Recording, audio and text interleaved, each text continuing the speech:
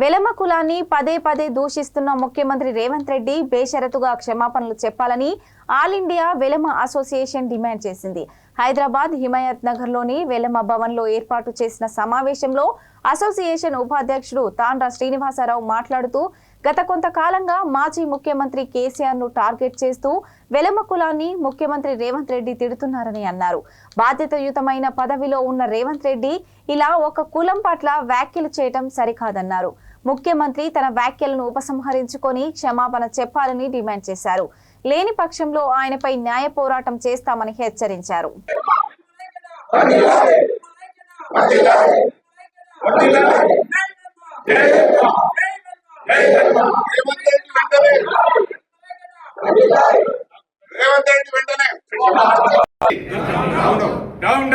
రేవంత్ రెడ్డి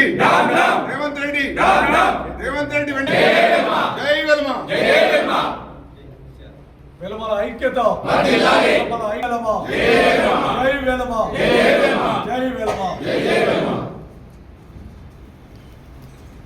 రెడ్డి గారు అని చెప్పి వరంగల్ సంబంధించిన రెడ్డి సంఘం నాయకులు, ఓసీజేఏసీ నాయకులు, అలాగే వీరు కూడా రీసెంట్ వీడియోలు వచ్చినాయి. వాళ్ళు ప్రత్యేకించి మేము వాళ్ళకి తెలిసి వాళ్ళ స్వపక్షం వాళ్ళే అసహించుకుంటున్నారు. ఈయన ఏదో చేయబోతున్నాడు.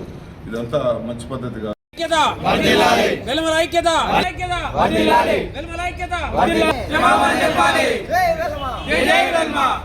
రేవంత్ రెడ్డి జై వెల్మా.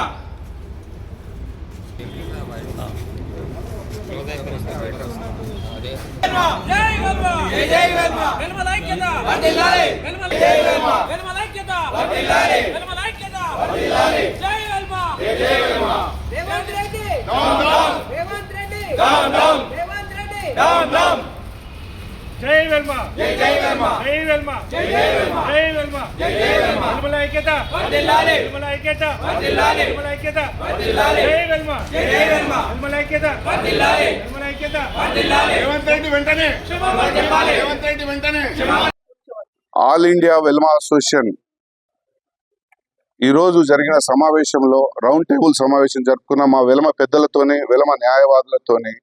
సందర్భం ఏంటంటే, మన ముఖ్యమంత్రి రేవంత్ రెడ్డి గారు గత కొన్ని సంవత్సరాలుగా వెలమ జాతి పట్ల ఆక్రోశంతోని, ఉక్రోషంతోని, ఒక విచక్షణ కోల్పోయి, ఒక ఉద్వేగంలో, ఒక దుర్భాషలాడుతూ, కమ్యూనిటీని కించపరుస్తూ పదే పదే మాట్లాడుతున్నాడు, వ్యాఖ్యానిస్తున్నాడు. ఇవన్నీ మాకు అవహేళనగా, ప్రజలందరూ కూడా అతన్ని అసహించుకునేలాగా, ముఖ్యమంత్రి పదవిలో ఉండి కూడా ఇట్లా మాట్లాడుతున్నాడు అనే విధంగా ఆయన స్థాయిని మర్చి మాట్లాడుతున్నాడు. ఒక రాజ్యాంగ పరంగా ఎన్నికై రాజ్యాంగం మీద ప్రమాణం చేసి అన్ని కులాలు, అన్ని మతాలు సమానమని చెప్పి ప్రమాణం చేసి సీఎం పదవిలో ఉండి ఆ సీఎంలో ఉన్న సీఎం పని మర్చిపోయి కూడా ఆయన విచక్షణ రహితంగా మాట్లాడుతున్నాడు. దీని పట్ల యావత్ వెలమ జాతి మొత్తం రాష్ట్ర వ్యాప్తంగా, ఇరు రాష్ట్రాల్లో కూడా వెలమలంతా తీవ్రంగా ఖండిస్తూ ప్రొటెస్ట్ చేస్తున్నాము, ఆయా సంఘాల వారు. ఇదే సందర్భంగా ఈరోజు రౌండ్ టేబుల్ సమావేశం ఏర్పరచుకున్నాం. మేము న్యాయబద్ధంగా, రాజ్యాంగ పరంగా అతని పట్ల చర్యలు తీసుకునే విధంగా ఒక కన్స్ట్రక్టివ్ గా, ఒక నిరంతర పోరాటం ఆయన ఆపేంత వరకు, ఆయన క్షమాపణ చెప్పేంత వరకు మా పోరాటం ఆగదు. ఎందుకంటే గతంలో కూడా మీరు చూశారు, రాహుల్ గాంధీ గారు నీరవ్ మోడీ, లలిత్ మోడీ, నరేంద్ర మోడీ సబ్ చోరాయ మోడీలోకి అని చెప్పి అనడం జరిగింది. దాని పట్ల గుజరాత్ హైకోర్టు అతనికి డిస్క్వాలిఫై చేస్తూ పార్లమెంట్ మెంబర్ గా 2 సంవత్సరాల కారాగార శిక్ష కూడా విధించారు. చివరికి నామినేషన్ 2024 ఎలక్షన్ లో చివరి మూమెంట్ లో అతను సుప్రీంకోర్టులో కొంచెం ఊరట కలిగించినట్టు వచ్చింది. ఇంకా కేసు ముగించలేదు.